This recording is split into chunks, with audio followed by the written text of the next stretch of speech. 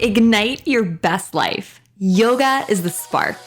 Hello, I'm Larkin. Welcome back to the Yoga Hacks podcast.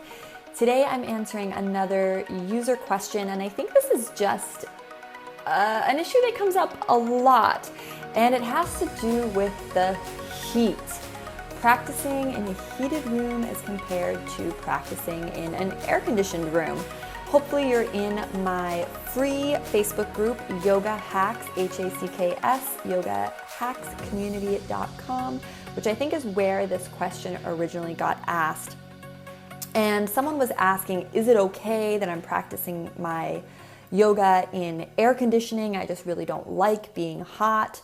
And then I know there are other people who just love that sweaty Bikram room and tons of heat. So in this podcast, we're just going to go over why you may or may not want to practice in the heat and the advantages and disadvantages of heat compared to regular temperature compared to air conditioning. Make sure you're on my email list and that you've downloaded my holiday gift guide if you're listening to this in and around Thanksgiving and the New Year. You can get it right at my website, brettlarkin.com. And I'm hosting a 20-day meditation event inside our membership community, Uplifted, which is so much fun. So check that out at upliftedyoga.com if you think you want to join us this December.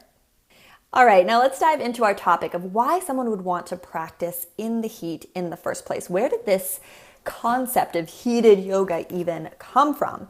So the first thing you might think of when I say heated yoga is Bikram. So there's basically two kinds of heated yoga out there. There's what's called Bikram hot yoga, which is 103 or 105 degree room, I believe, very hot. And Bikram Choudhury is a huge kind of personality in the yoga world. He's sort of trademarked his sequence of yoga poses, and if you go to a Bikram class, it's the same 32 postures every single time that you go, and it's always in this super heated, sweaty room. So Bikram is one style of hot yoga and probably the most well-known form. Now, a lot of people have picked up on the whole hot yoga trend, so you may see like regular studios, or maybe the most famous being Core Power Yoga, if you've heard of Core Power, doing yoga in a heated room as well. But they just do vinyasa style yoga in a heated room. It's not quote unquote Bikram yoga with Bikram's trademark sequence and exact sort of 32 postures that he does in a row. So those are the two kinds of heated yoga out there: regular vinyasa yoga in a hot room and Bikram specialized, always the same sequence yoga in a hot room. And we could do a whole podcast just on Bikram yoga, but for now, I'll keep it simple. And whether it's Core Power or just a studio that's decided to add in a little heat, maybe not as hot as Bikram, but just add in some heat, or Bikram, the reason behind all of this is that, at least according to Bikram, the idea was to make the yoga room as hot as it would be if you were practicing in India. So this is one reason that they claim that you should practice in a very hot environment, because yoga was originally developed in India and it's extremely hot there. So to have the most authentic yoga experience, you want it to be hot, like it would have been when the ancient yogis were practicing, centuries ago when it was very warm.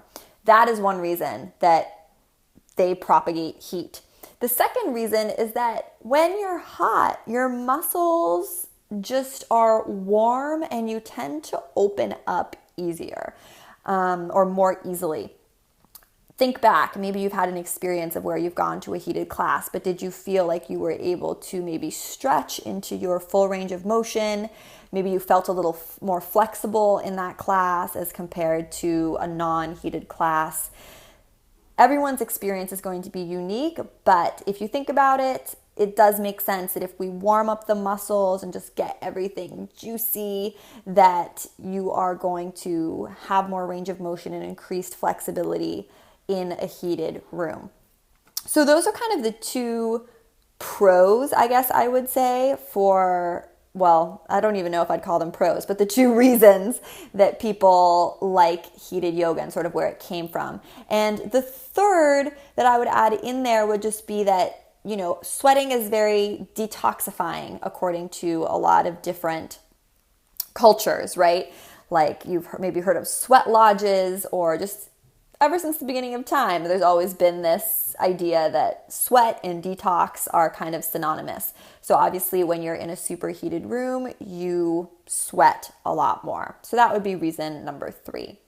Okay, so those are all the reasons sort of for the heat, right? You open up your muscles better, you sweat and get all these toxins out of the body, and it's a more like authentic experience because, you know, if you were in India and you were like a yogi back in the day, it would be very hot. On the other side, why is a heated room maybe not so great? Well, if you tend to get dizzy or dehydrated easily, heated room's not such a great fit for you. Also, my personal biggest issue, and why I felt compelled to make this podcast, with heated yoga is that, yes, it's great to sweat and detox. However, you could sweat and detox just by going to a sauna or a steam room, right? When you start doing yoga in the equivalent of a sauna or a steam room, which Bikram Yoga certainly is, all of a sudden you're just sweating no matter what. So whether you're doing the posture, the yoga pose with integrity, and by with integrity I mean, you know, firming the muscles to the bones in every posture, going to your deepest range in every posture, really activating through your core muscles and finding a long spine. You could do that, or you could just sort of be going through the motions. You're going to sweat no matter what, right? Because you're in a hot room. So that's one place where I don't love hot yoga, because you can't really tell if you're working or not based on your sweat or maybe how elevated your heart rate is, because it's going to be elevated and you're going to be sweating regardless. I also don't love the idea of super heating up the muscles in order to find your deepest range. I think we live in this culture where more is always better, and everyone thinks, you know, more flexibility is better. The reality is with yoga, we just want a healthy amount of flexibility, despite what Instagram may tell you. The goal isn't to be able to do the splits or take our leg over our head. You want what is a healthy amount of flexibility for your muscles, for your joints, and for that to be balanced with strength. So it's really not about becoming Gumby. And I think you can sort of get into that addicted, sweaty, Gumby feeling if you're constantly doing hot yoga.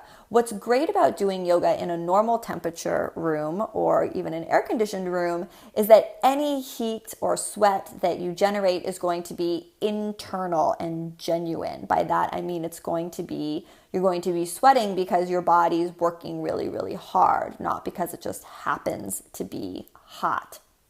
And then in terms of the breath, it's sort of a double-edged sword, right?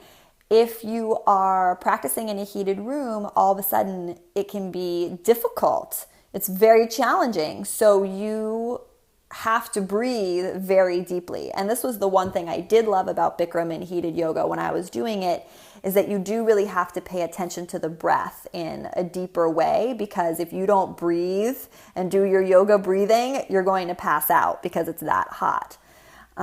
So I guess that's kind of a pro. On the other hand, I don't think we should have to take ourselves to that far and extreme just to find our breath. But it is a benefit. If you do go to a heated class, notice how disciplined you get with your breathing, and then try to bring that into a non-heated class environment where you could maybe get away with taking shallower breaths or not paying attention to the breath quite as much. But see if you still can, even though it's not heated, and then you'll have a really, really deep practice and know that all the tapas or heat you're generating is coming from the inside out, not just because you're in a steam room.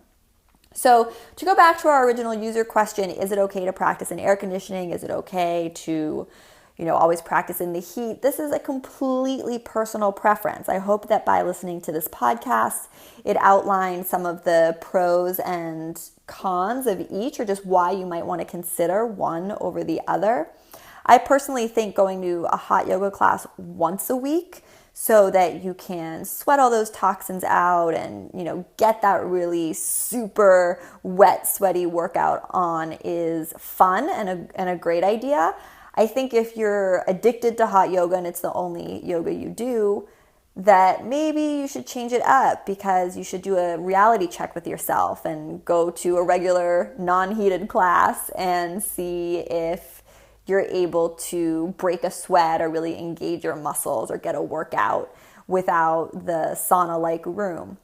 See where that tapas, that heat, is coming from. Are you generating any, or are you just completely dependent on being in a sauna?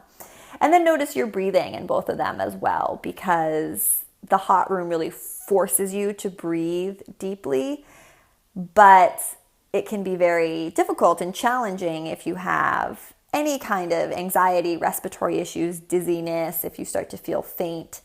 And obviously you don't want to mess with hot yoga if you fall into any of those categories. So it's up to you. I love practicing in a room that's warm. I don't think anyone super loves doing yoga when they're cold. I just don't like being cold in general. So my fantasy ideal yoga practice is like outdoors on a warm day, or in a studio that's not heated but is just naturally warm, and maybe there's heat from the other students and the other people in the room, but it's not pumped like a sauna.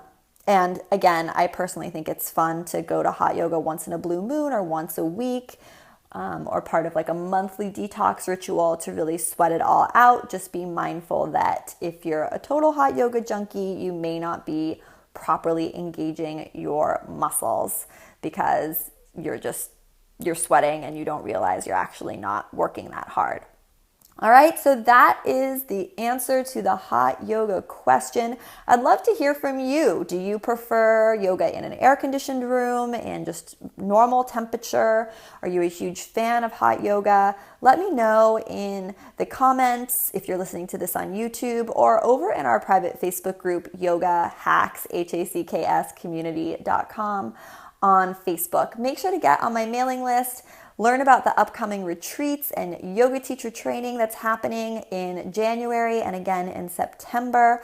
All those details are on my website. And of course, I'd love it if you would rate this podcast or just leave me a quick review. So much love. Be sure to ask questions in the group as well, because maybe I can answer it next time. And have a beautiful, beautiful rest of your day. From my heart to yours, namaste. Always come to your mat. Always be stretching your body, your mind, your soul. From my heart to yours, namaste.